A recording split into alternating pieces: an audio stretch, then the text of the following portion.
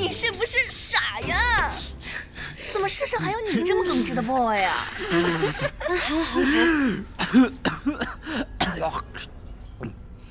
我告诉你啊，以赵师傅的过来经验告诉你，这个就是传说中的女孩子闹别扭了，你就顺着她的毛摸，没过几天准好，啊？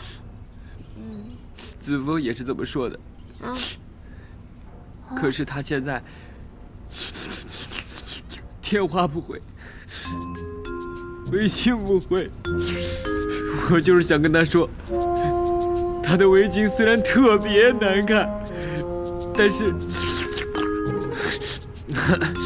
我一点都不嫌弃。好啦，这事情已经发生了，你再解释也没用了。